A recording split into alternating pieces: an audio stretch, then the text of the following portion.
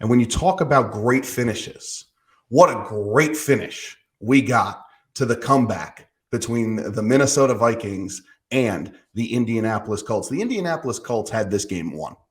No doubt about it. The Indianapolis Colts had this game won. They were up 33-0. And Minnesota slowly clawed their way back. And Indianapolis slowly did the things that Matt Ryan teams have been known to do, which is quick Collapse. 3 and outs, Collapse. not getting stops, collapse, not getting first downs. Put anything you want in there, and they found a way to do it. And in the last seconds, Minnesota kicks a game-winning field goal in overtime. In that overtime period, I really was concerned that Minnesota was playing for a tie because that did not do them any good, but they find a way to win, completing the greatest regular season comeback in NFL history. John, my question to you is the bigger takeaway here, the Vikings' resilience or the Colts' collapse? And I'm actually going to go one further and talk about Matt Ryan's legacy. Is the greater story here the Vikings' resilience or Matt Ryan again? No, I don't blame Matt Ryan solely for this. I mean, that was... it has been clear on this show over the last couple months, we do not shy away from clowning the Colts, and that is exactly what happened. Again, you reap what you sow. When you bring in a coach that has zero experience and you thrust them in to the middle of a regular season around a team that they don't know at that intimate level, what do you expect to happen? Jeff Saturday fluked into a couple wins early on here, especially that first win against the Raiders. Sure. This is what happens when an inexperienced coach goes against teams that A, are well coached, and B, good, which the Minnesota Vikings are a good football team. They are a team that could win the Super Bowl this year. It's not implausible. Yep. I think that the Colts right now are an embarrassment to the league. I really do believe that. They're not the worst team in the league, but with how they have operated, they are showing themselves to be a laughingstock. It is a textbook 101, how not to run a football team for dummies. That's what the Indianapolis Colts are. And I don't take anything away from the Vikings comeback. It was a sight to behold. Kirk Cousins is having a great season. The Vikings are a really good football team. But this, to me, is more reflective of a roster that is poorly built, a team that is poorly coached, and a franchise that is extremely poorly run. As usual, when we disagree, I'm right and you're wrong, and here's why. That was a joke, and John's usually right. But that's okay. That's okay. I'm right on this one. Trust me. Here's why. I'm going to explain why. Minnesota, throughout the last few years under Mike Zimmer, struggled in one-score games, struggled massively in one-score games. Minnesota under Kevin O'Connell is 11-3 with a point differential of 2 for the whole year. They find themselves in one-score games, and unlike years past, they find themselves winning one-score games. And when you can win one-score games with the kind of offense that they have, that means your defense does enough to get the job done. That's how you win Super Bowls in the 21st century. You win Super Bowls with an offense that can move the football, a quarterback who can make the big throw when they have to make it. More importantly, a team that can run the football when they have to be able to run it, because that's actually how you win the playoffs. If you look at the big comebacks with the big postseason comebacks or big postseason wins in general, teams are effectively running the football. If you can't run the football, you can't sustain a lead. Not only can they do all that, they can get the timely stop defensively and the timely stop. Jordan, I'm not taking anything away from the Vikings at all. The Vikings are a great football team. I've said it twice already. They are a great football team that can win a Super Bowl. This is more of a damning indictment on what the Indianapolis Colts are doing. It is a conscious effort. Keep that in mind. I want to clearly state for the record, and we'll probably talk about something similar when we get into the baseball conversation on this show here. Mm-hmm. Franchises don't need to be run poorly. It doesn't have to be that way. You don't have to introduce a coach to coach a team with no coaching experience. You do not have to trade your entire ship for an aging quarterback. You do not have to do these things. You are consciously choosing to do these things. Yep. Why are you consciously choosing to do these things? Because A, it's buying you time, and B, it's easy. What's the worst thing that can happen if we hire Jeff Saturday midseason despite not having any coaching experience? Oh, I don't know. You suffer the worst collapse in NFL history? That's like one of those, haha, LOL, that could happen. Well, it did happen. Yep.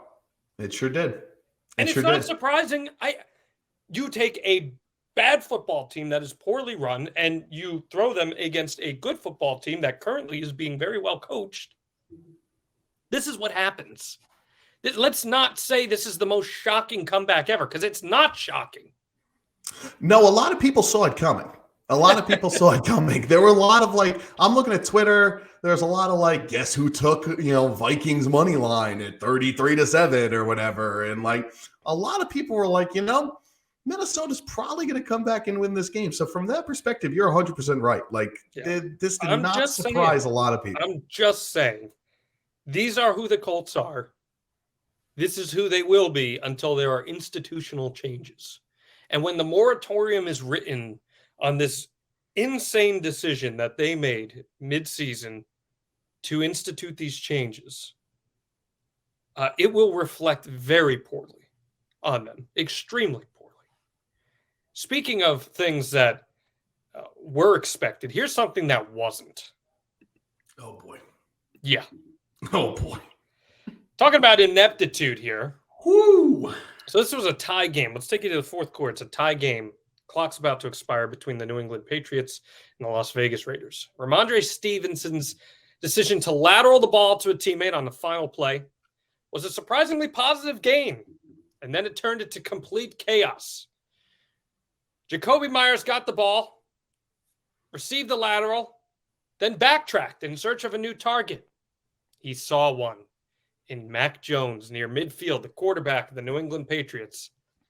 What he didn't see was former New England Patriot Chandler Jones, who stepped right in, snagged that ball, and, rambled 48 yards to the house for a game-winning touchdown. Now, this is ineptitude that we typically would expect of a team like, say, the Colts. But instead, this is the mighty, mighty New England Patriots. And they lose this game. And now their playoff hopes are teetering. And Myers said after the game, Jordan, he messed up. He should have been smarter. It was a tie game. They would have gone to overtime. They didn't need to lateral. They were not playing from behind. But let's be real. This is, for anyone who's not a New England Patriots fan, this is just chef's kiss. So I ask you, how will New England fans ever survive this blunder? Oh, my goodness. How will the most successful franchise of the 21st century ever survive a loss in December of a year they're not going to win the Super Bowl? Scott Zolak on the Patriots radio call quite literally said, did you hear this? No, I did not. He, on the call, after it happens, he says, how dumb is this team?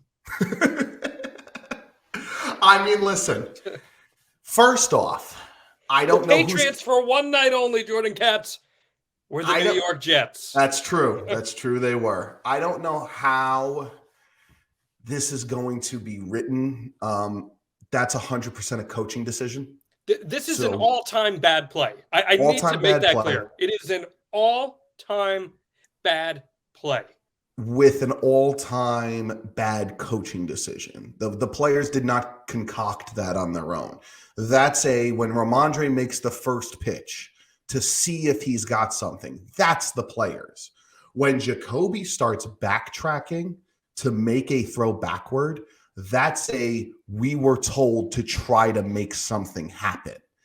That's not something you do as a head coach, because as a coach in general, if you're a really good coach, you believe to yourself that I can be a difference maker.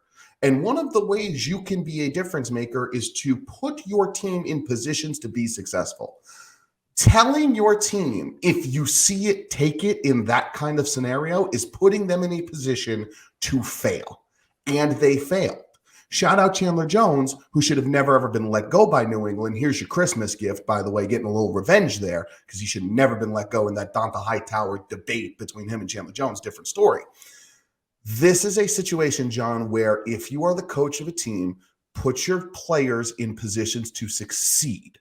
Bill Belichick put his team in a position to fail with that instruction, and they failed. I get it, but he even acknowledged after the game, Myers did, I should have gone down. I should have gone down. And I don't think when you have a circumstance that is so unfortified and you are playing with chance that a coach would fault him for going down and going to overtime instead. I agree. So that to me is just as much on the player. I agree, but again, you're following instruction. Like the instruction is to try to make a play. And if I'm a player who thinks I can make a play, I'm going to try to make the play. Like who doesn't want to be the hero in the spot? And so if Jacoby Myers thinks he can get that ball backward to Mac Jones, now all of a sudden other things open up. So again, to me, the answer was very simple. The answer was hand the ball off to Ramondre, tell Ramondre to run loose. And when Ramondre can't run loose anymore, drop to the turf, and let's go to overtime. Now, the other part that we are not taking into account could really be this, and this is the part that I would not be shocked by if you read David Andrews' comments. David Andrews said that he didn't know exactly what, he wasn't entirely sure on what the plan should have been. He said, for that answer, talk to the coach. Well, in that case, that really sounds like the plan was to not go to overtime and to try to make a play. And maybe Bill didn't trust the defense, and maybe Bill didn't trust the offense to score. I don't know. After the game, they asked Bill Belichick, why didn't Mac Jones throw a Hail Mary there? Did you hear what Bill Belichick's response was? Yeah, this was good. He goes, his arm wasn't strong enough. Yeah. He's not lying. Let's just throw your whole team under the bus. He's not lying. Yeah, hey, we didn't go for it because guess what? Our quarterback's just not that good. I mean, he's not lying.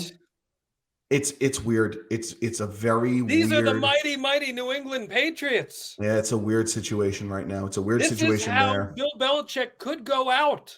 It reminds me actually of what's going on right now in Green Bay, where they feel like there's a disconnect between Rodgers and that front office, and that has now shown itself on the field and in terms of certain play calls and plays. And boy, this was a weird call.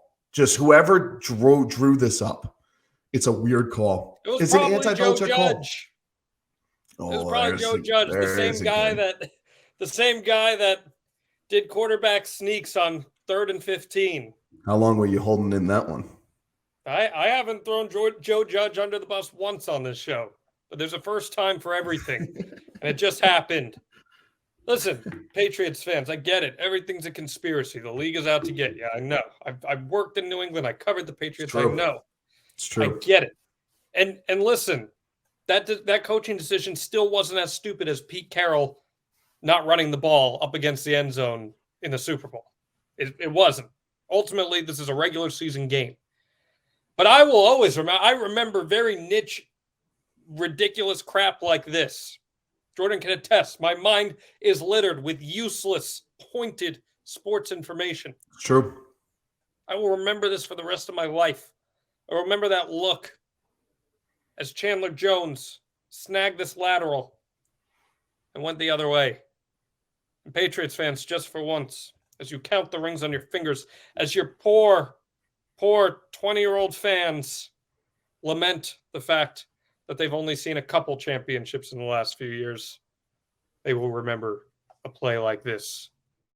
If you want to see all our videos about real news stories that are funny, stupid, or weird, click the subscribe button below. Otherwise, we'll start posting spoilers about your favorite new movies.